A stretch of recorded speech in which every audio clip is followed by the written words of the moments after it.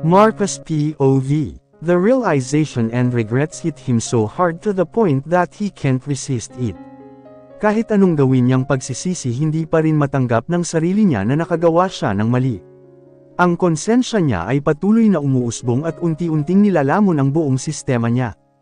Sa tuwing uuwi siya ng kanyang bahay, tila isa siyang bata na nangungulila sa kalaro. Nalulumbay siya sa tuwing bubuksan niya ang pintuan para pumasok pero naging isang tahimik at blanko ang buong bahay. Nakakapanglo ang katahimikan sa kanyang bahay kapag umuuwi siya. Hindi siya sanay dahil ang totoo, kahit hindi niya man aminin noon, mas anay siya na makita si Angeline na sumasalibayboy sa loob ng bahay. Kahit palagi silang nag-aangilan noon, okay lamang sa kanya dahil nagkakaroon ng ingay ang bahay. Ngayon, para siyang nakikipaglaro sa mga engkanto. Makakarinig lamang siya ng ingay kung pipilitin niyang magmura ng malakas dahil sa kabugnetan. Dumaan ang 1 at 2 linggo na walang nasisagap na balita si Luke. Mailap din si Katrina dahil sa 2 linggo na pagpapasubaybay niya kay Luke, hindi nito nakitaan ng pruweba pero malakas ang kutob niya na may alam ito. Pilit niyang pinapatugas si Katrina kaso wala talagang balak na magsabi ng totoo. Ayaw niya namang makipaglaro. Madumi kong maglaro si Katrina at sa halip na tumahimik na ang pangalan niya baka yumangay paulit kapag pinatos niya ang pakikipaglaro nito. Sa 2 linggo na pagkabigo, umabot pa ng 2 buwan ang ibinigay niyang misyon kay Luke. Sa tuwing hihingi siya ng balita puro palpak ang impormasyon na ibinibigay nito. Puro bakas lamang ni Angeline ang naaabutan ni Luke na mas lalong ikinayayamot niya. Ang sabi ng finder ko may sinamahan daw siyang lalaki nang makita siya di kalayuan sa labas ng bar mo boss, bulgar ni Luke. Dahil sa sinabi nito, nangunot ang kanyang noo habang mahigpit na hinahawakan ang manibela. Dama po sa mga mata ni Luke ang nag-uusig niyang paningin. Along of my bar, balik tanong niya, tumango si Luke bago inabot sa kanya ang brown envelope. Out of curiosity, mabilis niyang inabot ang envelope at walang atubili na binuksan. Bumungad sa kanya ang mga litrato na kuha sa CCTV footage. Nangunot ang noo niya nang mapagtanto na si Angeline nga Leon. Yung suot nito na pantalon at damit ay akma sa suol din nito nung nagkakumprontahan sila.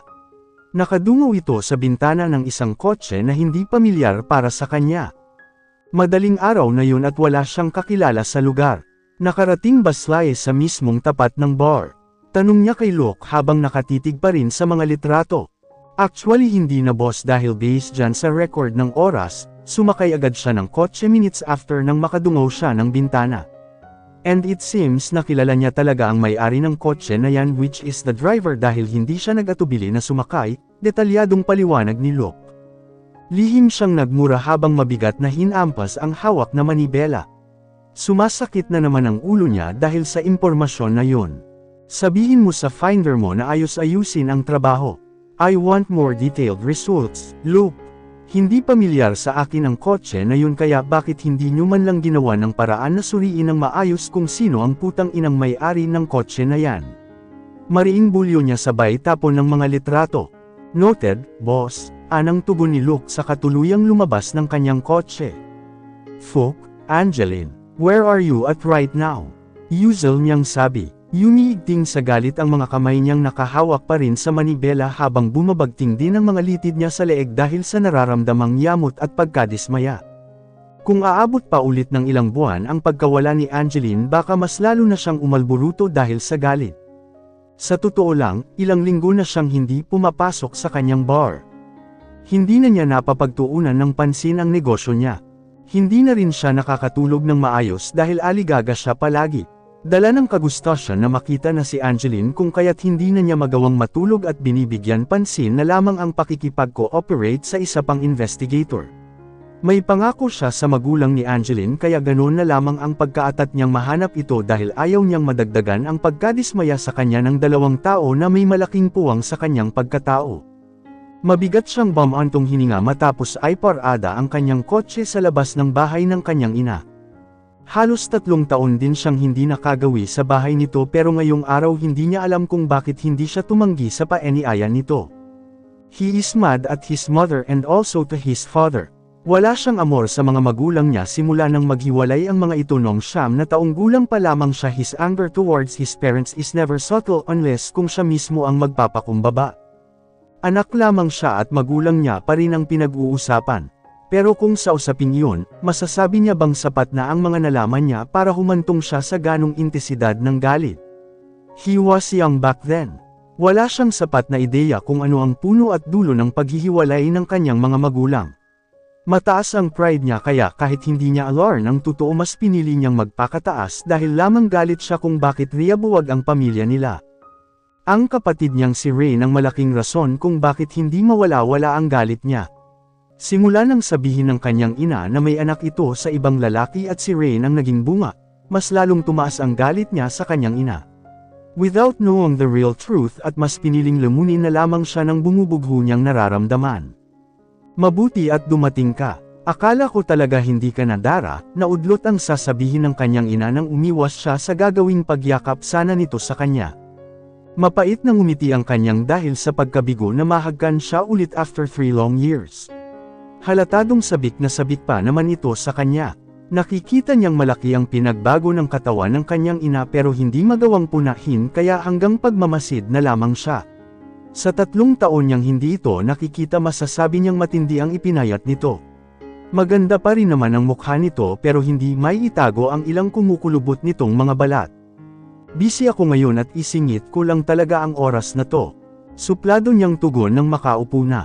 Dumating agad sa harapan niya ang iba't ibang klaseng merienda na dala ng isang katulong. Naagaw ang pansin niya dahil sa suot nitong stenilas na halos katulad nung kay Angeline. Out of the moment sa mukha ng babae agad siya napatingin kaso nanlumo siya ng mali ang ekspektasyon niya. Namula naman kaagad ang mukha ng babae nang mapagtanto nito ang paninitig niya. Mabilis din naman siyang umiwas at saka patay mali siya na tumikim at uminom ng tubig. Okupado ni Angeline ang buong sistema niya kaya kung ano-ano na lamang ang nakikita niya. Kunin mo pa ang iba tapos magdala ka na rin ng isa pang tubig na malamig, narinig niyang bilin ng kanyang ina sa batang katulong nito. Kamusta ka na? Nabalitaan ko sa daddy mo na nag-asawa ka na raw. Nakangiting tanong nito bahagyang umangat ang isa niyang kilay. Kailan pa sila nagbabalitaan ni dad? Hindi yata ako na-inform na nag-uusap na ulit kayo ni dad.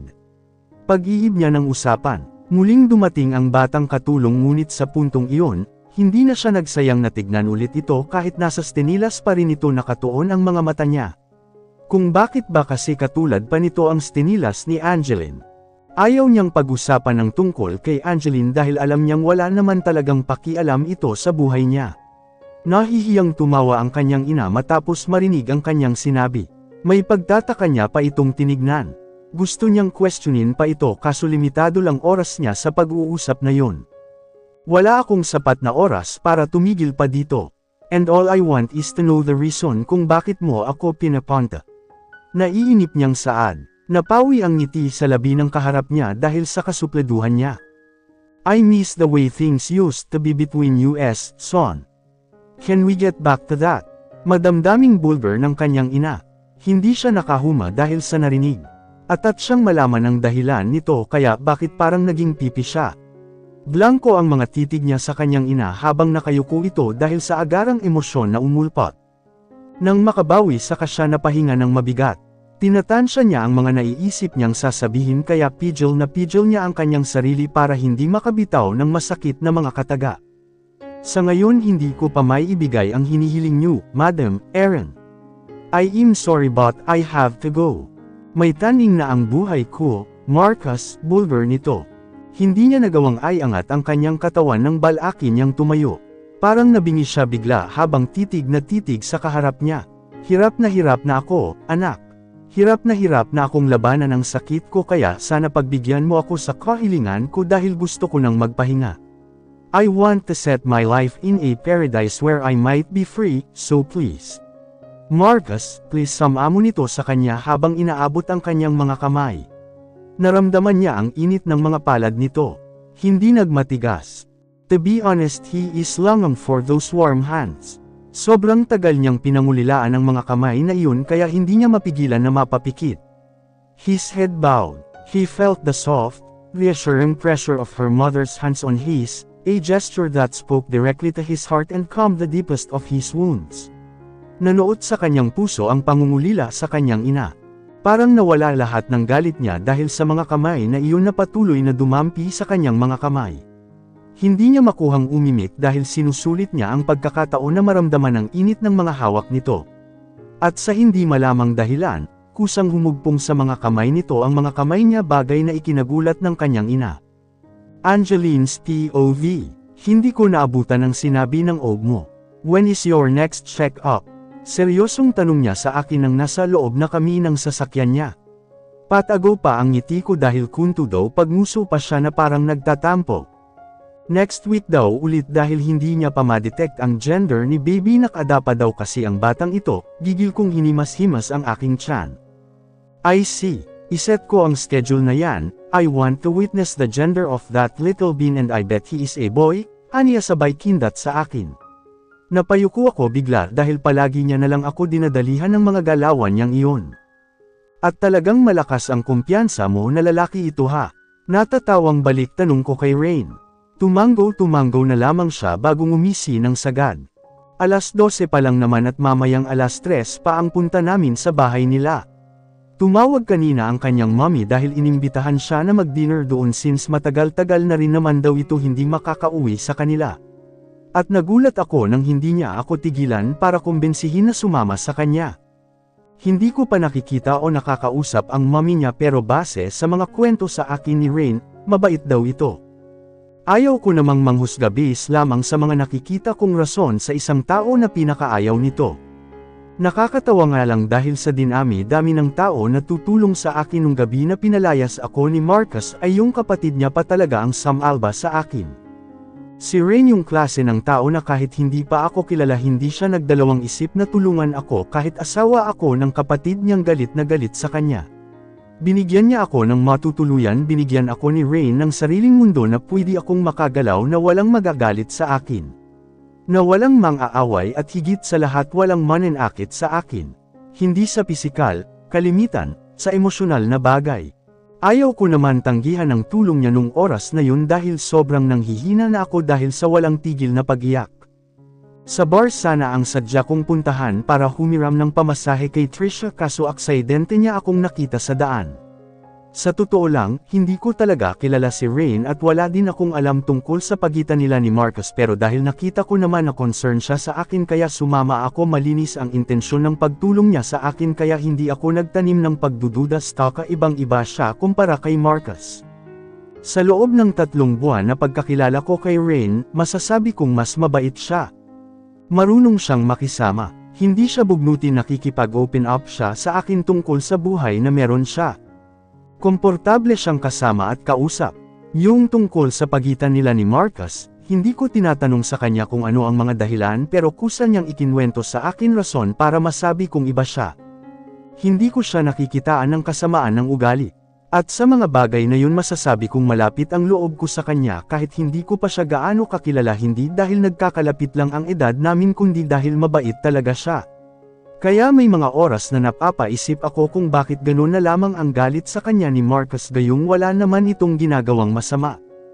At hindi ko naman sinasabi na kampi ako kay Rain. Hindi ko lubusang alam ang rason ng hidwaan nila at wala akong karapatan na manghimasok sa gulo nila. Ang totoo ay hindi alam na rin ni Rain ang tungkol sa amin ni Marcus. Sinabi ko lang sa kanya ang totoo. Hindi niya ako hinusgahan bagkus na intindihan niya ang pinagdaanan ko. Sa kabilang dako ng kwento ng buhay ko, hindi ko sukat akalain na may ibibigay na magandang kapalit sa akin ang lahat ng mga pinagdaanan ko. Marahil hindi ko hinanggad na maging batang ina sa edad ni 19 pero ipinagpapasalamat ko na rin ang munting anghel na ito dahil ibinigay siya sa akin. Nabuo siya sa isang pagkakamali at pinapangako ko na ibibigay ko sa kanya ang lahat ng abot ng aking makakaya. Ipapakita ko sa kanya kung gaano kaganda ang mundo kasama ako kahit wala siyang kinikilalang ama. Masaklap mang isipin na may parte sa pagkatao niya na hindi buo dahil wala siyang ama. Hindi siya tanggap ni Marcus at tandang-tanda ko ang sinabi niya noon kaya kahit anong mangyari, hindi ko ipapakilala sa kanya ang anak ko. Magiging makasarili ako ngayon. Magiging matibay ako dahil may pinaghugugutan na ako ng lakas. Basta, palalakihin ko ang anak ko na may takot sa Diyos at maging isang mabuting bata. Kahit pa sabihing nagawa lamang siya sa pilit, pinapahalagahan ko pa rin siya bilang isang anak ko at isang napakalaking biyaya. Hintayin kita sa labas, Ham. Si Rain nang nilapag sa lamesa ang mga pinamili namin. Sige, mag-aayos lang ako ng mabilis, tugon ko agad sa kanya. Nasa kabilang bakuran lang ang bahay ni Rain kaya kahit anong oras pwede kaming magkita at mag-usap, kararating lang namin at pasado 2:00 na ng hapon. Ang usapan ay 3:00 na sa biyahe na kami papunta ng Bulacan kaya nagmadali na rin ako.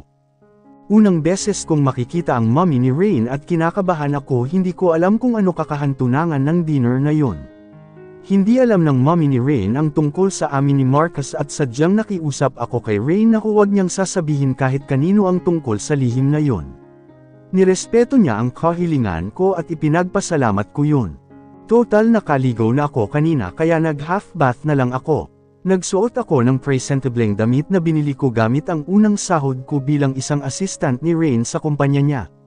Oo, hindi ako nag-atubili na mag-apply bilang assistant ni Rain. Tinanggap niya rin naman ako kahit wala akong experience. Nakakahiya lalo na sa mga matagal nang nagtatrabaho sa kumpanya nila pero pinatay ko ang hiya ko alang-alang sa dinadala ko. You ready? Nakangiting tanong niya sa akin nang may start niya ang makina ng kotse. Medyo oo, medyo hindi, naguguluhang tugon ko na ikinatigil niya bigla. Automatikong siyang nagpreno saka tumingin sa gawi ko.